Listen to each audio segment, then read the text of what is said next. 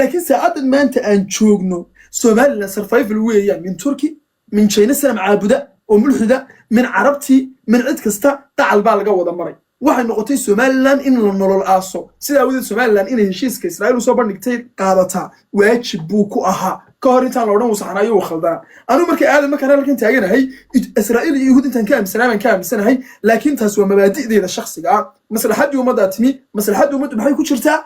in ummaddeediyo i'tiraaf yeesho wadankaygu i'tiraaf yeelo aqoonsi uu helo dadkaygu ay noolaadaan wadankaygu wadan jiro adduunka ka jira uu noqdo sida awgeed baa boqolkiiba boqol taageersan i'tiraafka laakiin Israa'iil iyo Yahuud baan kan ka taagnaa ka taagan inaas fahnima filaya okay marka hal su'aal ba ku weydiin haye tusaale ahaan hadda Soomaaliland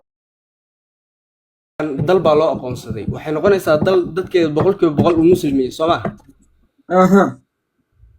okay marka dalkii koowaad oo xiriir la sameeysan wuxuu noqday Yahuud taasoo kama dhalanayso marka Yahuud inay Yahuud nacayb ka tirtirmo tusaale ahaan hadda waxa arkay meediyaha odayaal waaweyn oo garc cirala oo calaamad muslim ay ka muuqato oo dhahay Yahuud baa iga xigta Soomaaliya ma garatay waxa fikirka dadweynaha way saameynaysaa Soomaan noqonayso marka in la caadiyeeyo dhaqanka Yahuud oo nacayb Yahuud nacayb ummadda ka tirtirmo gabi ahaanba in adeerkay wartay marka xamaasad bulshada ay jirtay shacabku xamaasinaysan yahay waxyaabo fara badan way soo baxaan oo wax saxan iyo wax khaldan bali oo dad xamaasadaysan kaas waa qodob kale Yahuud in la nacawaajib maaha Yahuud waa dad Ilaahay subhanahu wa ta'ala uu sheegay in khaladaad fara badan leeyihiin barta ka joog leeynagu wuri cadow bay idin yihiin leeynagu wuri cadow baynu u aragnaa laakiin in la naco oo la yiraahdo ay dhasho maskaashka dagaal lagu jiro diinteenu nama amrin in la iska ilaaliyo diinteenu ina amartay waa qodobka labaad waa qodobka saddexaad nacaybkoodu waxa aanu u baaba'aynin Yahuud diiditaankooda iyo nacaybkoodu bulshooyinku si dhex gali maayaan bulshada Yahuud intii timaadada maanta hargeysa burcayska ma dhex marmari karto qof saxafi qof diblomaasi qof ujeedo kale u yimi mooyaane sida awgeed Israa'iil deeni halkeeda joogto leeyada Israa'iil waa dawladdeena aqoonsatay mooyaane dad diintoodina garanaya culimadoodina haysta wax walba haysta baan nahayo maadaama is dhexgal bulshada aanu jirin nacaybkaas mid meesha ka baxaya maaha laakiin xamaasadda nimanka intii taagantay waa caadi shay kasta waa dabiici amba waa dhibsanaya calanka beenan Israa'iil oo hargeysa ka babado laakiin marka kuntonkii calan ee muslimiintu ay doonayaan inay nolol aasaan ee calankii Yahuudu yahay ka caawa qaramada midoobay iga doodayeen dadkana xaq bay u leeyihiin waxay doonayaan maxaa diidaya walaalin caasimadeeda dhexdeeda la babiyo isla duwa diidanaya aniga qalbigayga markay noqoto aadan ahaantayda waan ka raxsanaya laakiin kuntonkii calan muslimiinta hadda caliga wada maray Yahuudiga bay kontaka waddan oo muslimiinta inay nolol aasaan bay doonayaan baa tiri ma garatay exact kontaka waddan ee muslimiinta waxay doonayaan ummad Soomaali ah oo midaysan bay doonayaan ee ma ahan adiga nacayb ay ku qabaan aadan oo taas oo ma ogid ما كان نقول والله كان هداني سورة جلين كورها هداني سورة جلين نمط سوماليات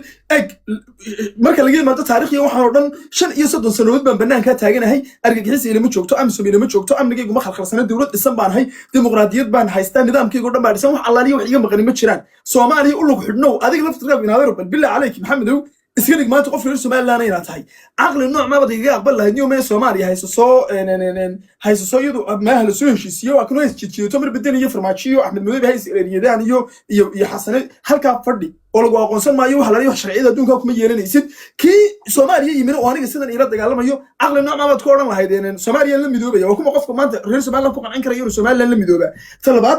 intaasoo jeer baan bartandooda ku qabtay aan u yeeray dhalinyarada Soomaaliya aan ku dhib maanta idin la midoobay wax la leeyahay ka faa'iideeyay jiraan maya teeshan Soomaaliyeed baan kala haynayno shanteena kala ahaan ciddigta calanka Soomaaliya ciddigta dhexda kaga taala waa shan Soomaaliyeed sax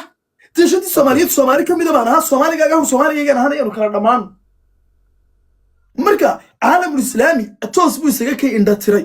maalinka MOU-ga markii la iga diiday hadda eeg hadii dawladda islaamku aniga Turkiga iyo dawladda islaamka kale inaadan dhamayso oo si marka way hadii dawladahan kan aniga hal mid oo qurxi ay qadiidina si caadi u dhigeysan lahayd way mar qoroon lahayd balkaari xataa waan idin garna qana Soomaali baan idin wada halsayna ma ay ahaan lahayd sidii dadaan waxba sameyn karin baa laga soo qaadayba anigu kii aragu kama warhayaan waxa ay dhexdaanada ka jiro